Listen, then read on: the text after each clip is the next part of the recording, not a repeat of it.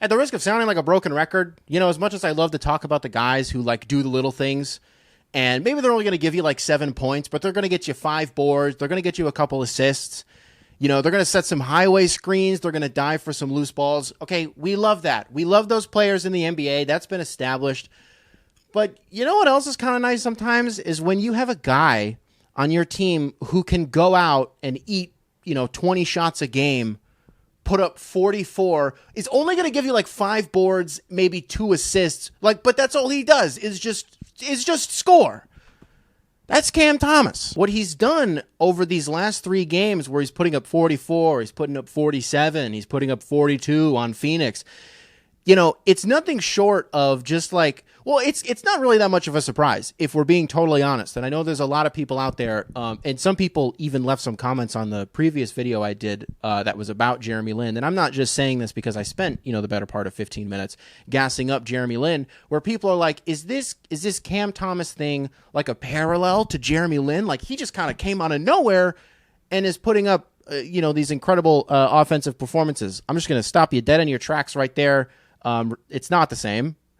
It's not the same. Let's get the first thing out of the way and just say, people calling it Cam sanity. No, full stop. The reason Lin's sanity was cool, I can't believe I have to explain this, is because insane. Insanity. Lin sanity. That's cool as it is. If you want to go with is Camtastic cool? Because that's as close as you can probably get. Camominal. I don't know. Additionally, you have the part of it where, respectfully, Cam Thomas is known. He's been known. I think it was he was on the EYBL circuit, and then whatever the MVP, Offensive Player of the Year, whatever one of their higher awards is, they gave it to Cam Thomas. You want to know why? Because they had they knew early on in his career, in his fucking high school career, that this dude gets buckets. This dude scores. He doesn't do a lot else.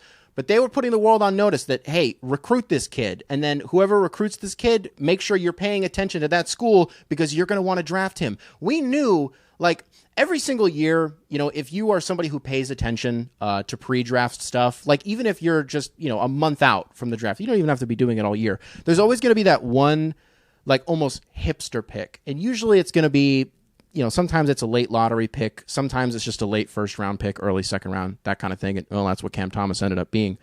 But we knew what he was, right? Because he was a scorer at LSU. And I remember on draft night, there was this, damn, Brooklyn, really? Brooklyn got him. They were able to pull this off. And they had a sneaky draft night win because they were the ones that got their hands on Cam Thomas. Again, because we knew this, because we knew what he was capable of. And if we want to... because it's human nature. We just have to do some comparative thing. So I'll bite and let's do it for 2 seconds. I don't really even know if you have to go back that far to think about what does this kind of feel like? To me, it's just Jordan Poole from a year ago, right? You are dealing with this myriad of injuries if you're Golden State, and you need somebody to step up and seize this opportunity. Well, Jordan Poole, while he wasn't as highly touted of a scorer coming out of Michigan, that is still what he was, and that's still what his biggest utility was his ability to just put the ball in the net. And his response to the aforementioned injuries was playing at an all-star level and scoring a lot of points and making us all look at him are you worth $150 million? Yep. All those things ended up being true. And so this year, when you have, KD doing whatever he's doing, if he's rehabbing, if you have /had Kyrie being who he is and then eventually getting shipped off to Dallas, and the Nets are in this thing where they're 18-2, and then they kind of start to dip it. They're starting trending in weird directions, and then the trade happens, and then it's we need somebody to rise to the occasion, and there he was. As right as rain, Cam Thomas was there to be hey, I know what it's like to eat 20 to 25 shots a game and score a shit ton of points and not do a lot else. And by the way, I just want to say, I'm saying all of this in a very endearing way. I know usually I'm oh, this guy just scores a bunch of points and doesn't do anything else. No. That's fine. Because you do need those guys in the league. My brain immediately goes to, and I'm not saying that Cam Thomas is going to be some perennial sixth man, but if you think of the Jamal Crawford types, and you think of the Lou Williams types, even where what they're good for. Every time they check into a game, exactly what they're going to do. In some weird way, again, I'm biased. This is a Pistons fan thing. Bogdanovich is kind of that way. Boyan, not the Atlanta one. Just in the sense that it's not lost on me that this guy is capable of seeing the floor. I know that he has this predilection for being able to assess what's going on in real time at a pretty decent level, right? I know that he's capable, even if the size would impede him from doing it all the time, going and grabbing a few boards, right? But above all else, I'm going to go, 3 levels. Are we at the point where we're going to call Cam Thomas a 3-level scorer? I'll give him 2.5, right?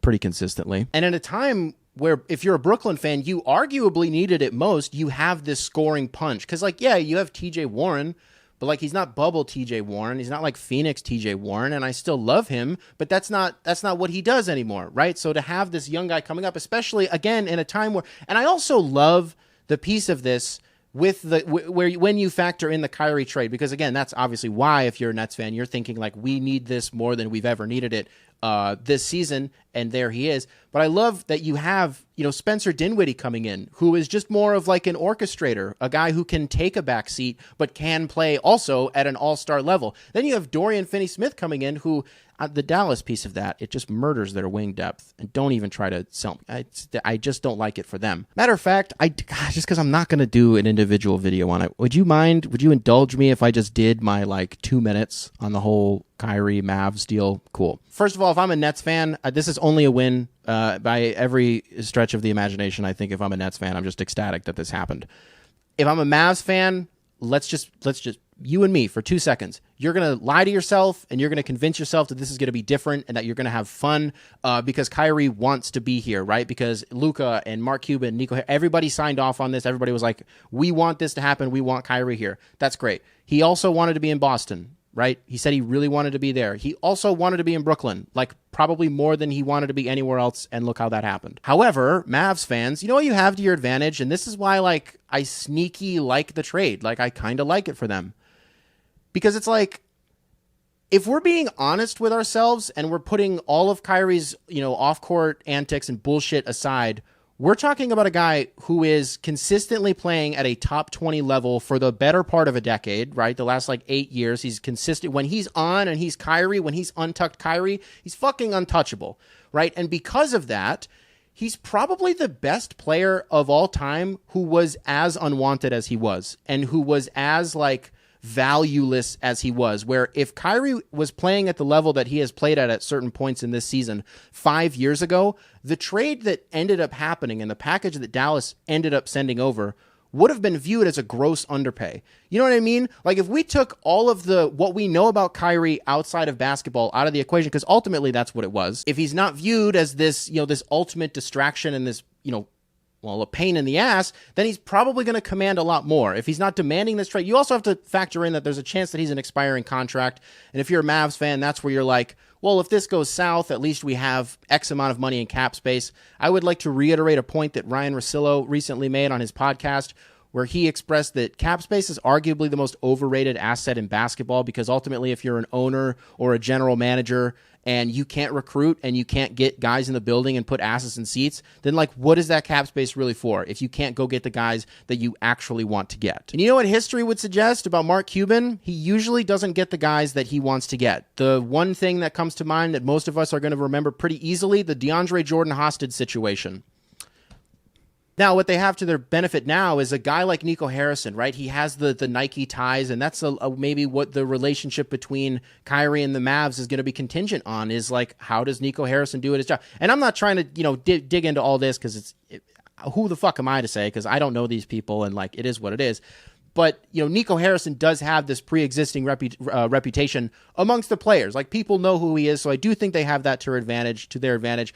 I would be a little concerned. I mentioned the wing depth thing because it's if you go up against an opposing team's best guard in the playoffs, Steph, Dame, Devin Booker.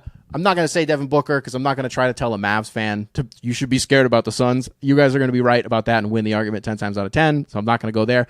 But the point remains that, I don't know that there's anybody on that team that I really trust to guard somebody like that. And if it's just a matter of hey, they're going to get theirs, but can you limit the players around them? Can you limit Clay and Draymond and Wiggins? And can you limit Jeremy Grant, Anthony Simons? Those types of players, we'll see. But then we go back to just the Brooklyn part of this and what they're doing this season.